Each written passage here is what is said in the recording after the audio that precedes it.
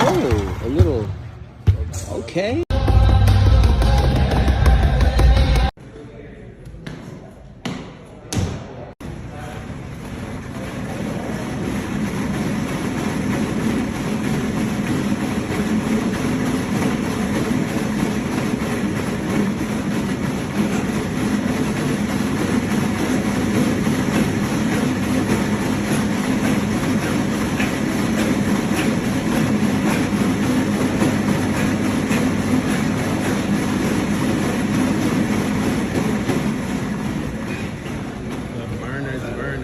What's good with you guys? Welcome back to another video. Please excuse the rain. Excuse if you hear a few airplanes. But I had to talk about Lonzo Ball, man.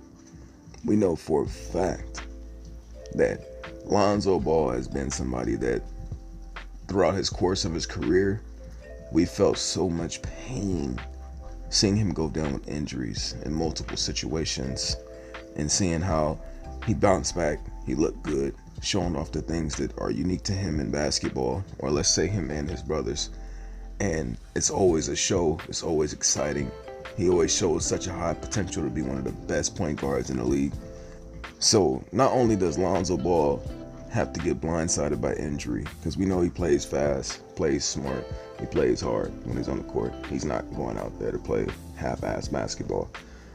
Lonzo Ball is playing with the highest intensity of almost anyone on the court, at least defensively, and when the game is moving fast. It's unlike anything you see in basketball. He's one of those guys that just his fibers are set to quick. He has to play at a certain speed.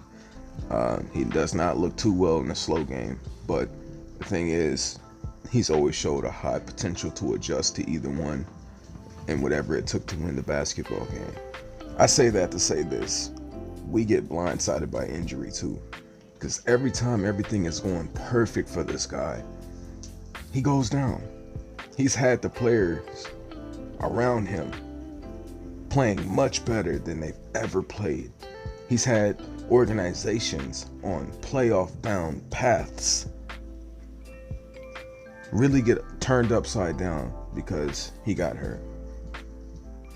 Year one of the Lakers, even though we were above 500, I don't believe by the time he went down, we were rallying together. We were going on a win streak.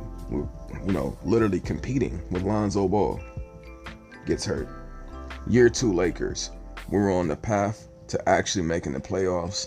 Lonzo and LeBron actually taking over the league. Then LeBron goes down, then Lonzo goes down. Season over. New Orleans, not that great of an organization. They look good now, but let's keep it real. This is recency, and I don't want to have recency bias. When Lonzo was there, no chance of playoffs. They just weren't ran very well.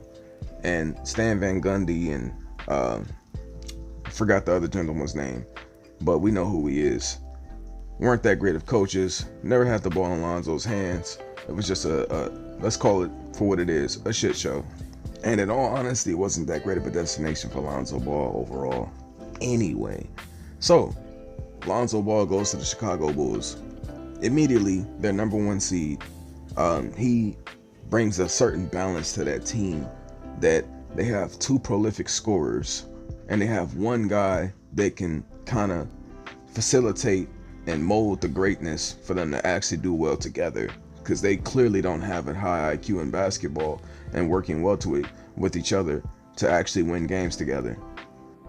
Even without the ball in Lonzo's hands, which is his best ability to be a playmaker, still was able to rally that team together just by being on it and being out there making small correct plays, limited small correct plays, was able to turn that awful team into a number one seed and potentially a number one seed for the entire season. Since he's left, they're below 500. They're not a good team.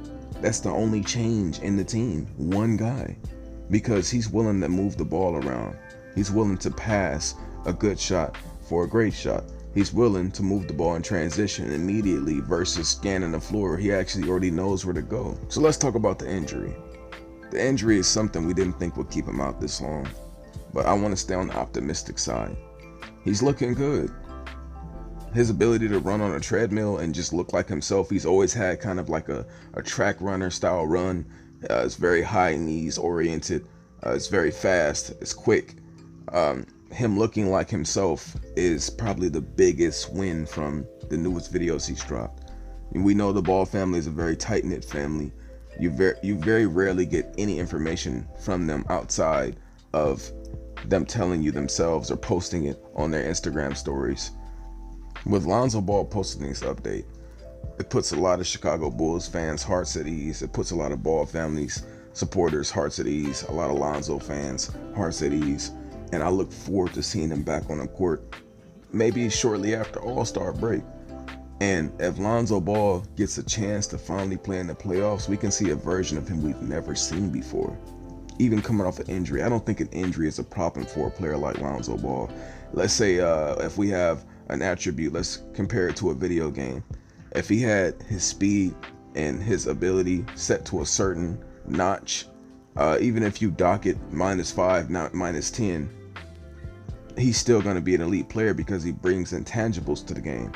High IQ on defense, high IQ on offense, the best transition offense we've seen in the history of basketball. He's that guy. He's a maestro. He's a savant. He's a Picasso when it comes to the fast break.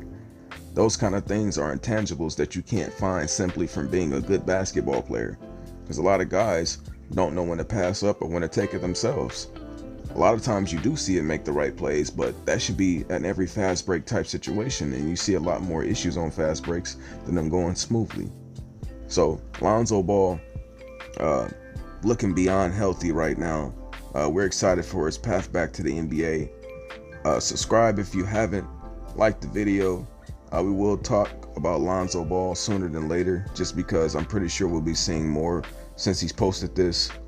Show some love with a comment or two. Tell me your thoughts on Lonzo Ball's future. Will he be healthy? Do you think that it's blindly optimistic to think that he'll be healthy? Or is he finally turning a new leaf in his career and going to play at least 60, 70 games per season uninjured? I'll see you guys in the next video. We out. Peace.